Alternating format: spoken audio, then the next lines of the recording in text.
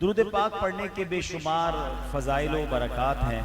کعبے کے بدر الدجا، طیبہ کے شمس الضحیٰ، صلی اللہ تعالیٰ علیہ وسلم کا فرمان عالی شان ہے، جس کا مضمون ہے کہ جو کوئی شخص دن بھر میں یعنی روزانہ مجھ پر 50 مرتبہ درود پاک پڑھ لے، کل بروز قیامت میں اس سے مصافحہ کروں گا۔ اب قیامت کے دن نبی پاک سے ملاقات ہو جائے اور وہ بھی مصافحہ کی سعادت ملے تو کتنی بڑی سعادت ہوگی۔ آج جس سے ہمیں محبت ہوتی ہے، ہم اس سے ملنا چاہتے ہیں، ہم چاہتے ہیں یار کسی طرح ملاقات ہو جائے، دست بوسی ہو جائے، ملاقات ہو جائے۔ سچ بتائیں، قیامت کے دن ہر عاشق رسول کی تمنا کیا ہوگی کہ کس سے ملاقات ہو جائے؟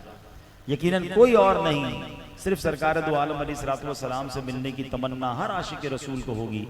اب اربوں مسلمان ہیں، سب کی کیسے ملاقات ہو؟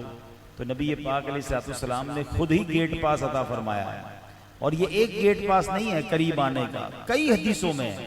ایک حدیث پاک ہے جس کا مضمون ہے کہ بروز قیامت تم میں سے میرے سب سے زیادہ نزدیک وہ ہوگا جس نے کثرت سے درود پاک پڑھے ہوں گے۔ یعنی اس کا مطلب درود پاک یہ وہ وظیفہ ہے جو ہمیں سرکار دو عالم علیہ السلام سے بروز قیامت قریب کر دے گا۔ اور سچ بتائیے کہ جنہوں نے سارے پرابلم سالو کرنے ہیں، جو شافع روز محشر ہیں، ہم ان کے قریب ہو جائیں گے تو پھر تو سارے پرابلم سالو ہو جائیں گے نا۔